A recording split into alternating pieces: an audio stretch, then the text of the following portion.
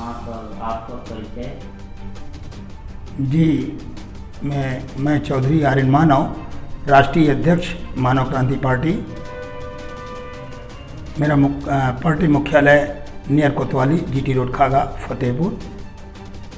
Sir, आपने मानव क्रांति party के साथ साथ ये जो यहाँ पर बैनर रखा है, आईडीए गठबंधन लिखा हुआ है, इसका तात्पर्य क्या है? देखिए, ये आईडीए गठबंधन जो है सर, इंडियन डेमोक्रेटिक अलायंस, जिस प्रकार से यूपीए एनडीए है, वैसे ही हमने आईडीए गठबंधन बनाया है, जिसमें अभी तक हमारे साथ 21 राजनीतिक दल हो चुके हैं।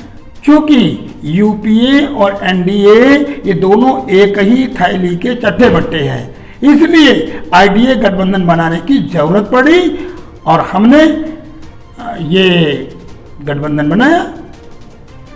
तो क्या जो आपने जैसे आईडीए बनाया जी, तो इसको बनाने की जो थी क्या जरूरत पड़ी?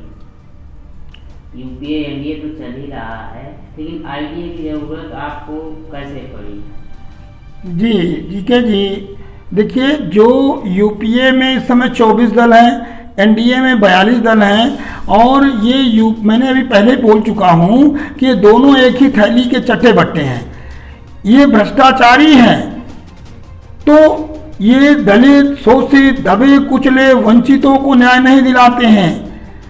आईडीए गठबंधन इसलिए कि जो छोटे छोटे राजनीतिक दल हैं, इनको हम कलेक्ट करके, हमारे साथ छोटे छोटे दल हैं, बहुत बड़े दल नहीं हैं, तो हम इन सबको करके एक जिससे हम शोषित, पीड़ित, वंचितों को न्याय दिला सके और देश में आईडीए गठबंधन की सरकार बनाए और यूपीए व एनडीए को बाहर कर आईडीए देश के लिए एक विकल्प बन करके आएगा।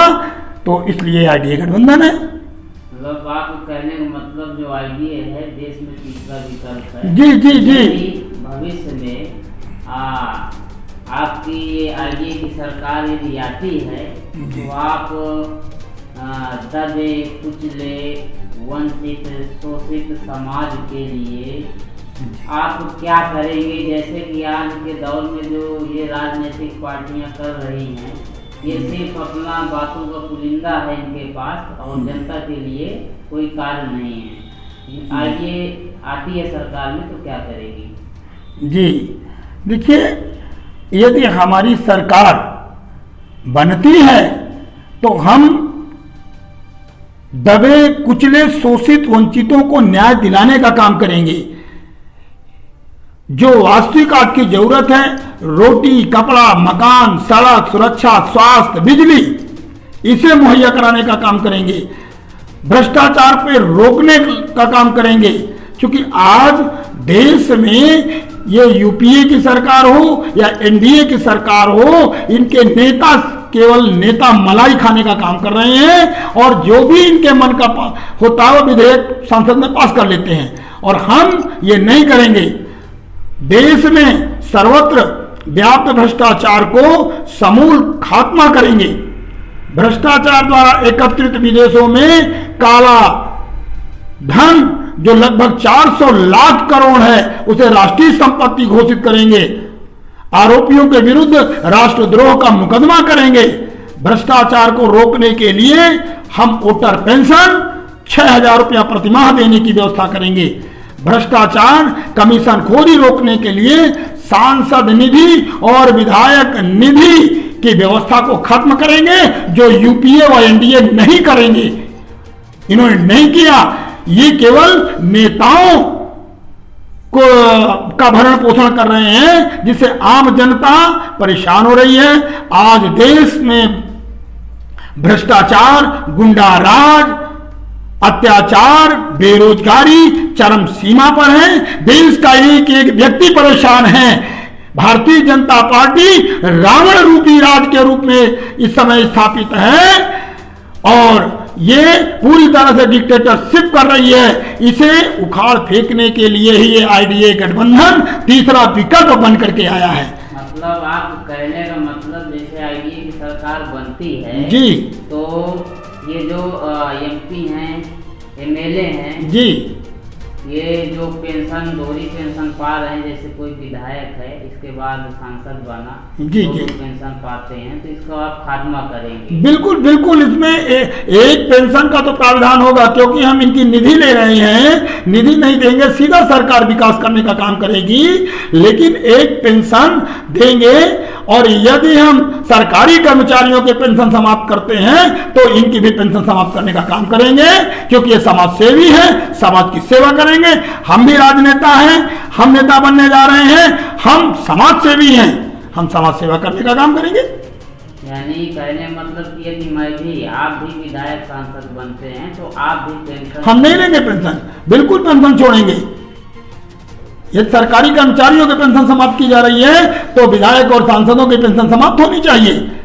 और सर जो ये अन्य सरकारें हैं जो जी, जैसे विधायकों और सांसदों पर काफी खर्चा करती हैं हर साल, जी, क्या आईडीए इस खर्चे को सीमित रखेगा या खत्म करेगा? शायद कि देश का कोष मजबूत करेगा इस खर्चे में नियंत्रण करके? नहीं, देश को कोष को मजबूत तो करना है, मजबूत करने के लिए हम इसे सीमित करेंगे, क्योंकि जरूरत तो पड़ेगी, लेकिन जो फिजूल तमाम सांसद और विधायकों पे खर्च होते हैं इसे हम सीमित करेंगे। आईडीए गठबंधन की सरकार बनती है तो हम निश्चित तौर से सीमित करने का काम करेंगे। समतामूलक समाज की स्थापना करेंगे।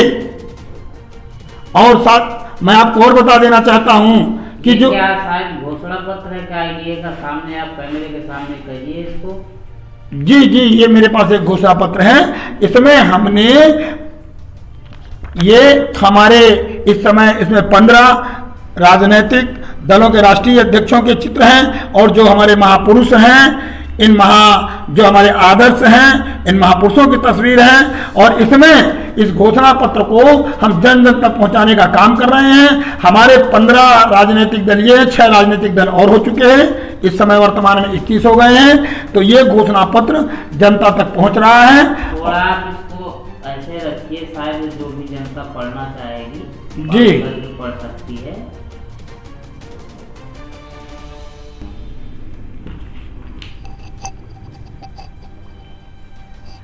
जी, आम नागरिकों के हितार्थ सभी रेलगाड़ियों में 80% डिब्बे आरक्षित करेंगे। यदि हमारी सरकार बनती है, देश में टोल टैक्स की व्यवस्था अथवा मोटर वाहन पंजीकरण के समय देय रोड टैक्स व्यवस्था में से किसी एक व्यवस्था को जरूर समाप्त करेंगे, केवल ओनली एक व्यवस्था होगी। हमारी सरकार यदि आईडीए की आती है तो हम देश में किसान, मजदूर, दबे कुचले जो शोषित वंचित लोग हैं, इन्हें खुशहाल करने का काम करेंगे, समानता लाने का काम करेंगे, ऊंच नीच की व्यवस्था समाप्त करने का काम करेंगे। हम ये सारे काम करने वाले हैं। तो साथियों, आप सभी से मेरी अपील है कि आपको लग रहा है कि तीसरा विकल्प के रूप में आईडीए गठबंधन आया है तो फिर आईडीए गठबंधन को चुनना चाहिए, और चुनिए। भारतीय जनता पार्टी जो रावण रूपी राज्य स्थापित किए हुए हैं, इसे उखाड़ फेंकने का काम करेंगे। धन्यवाद साथियों।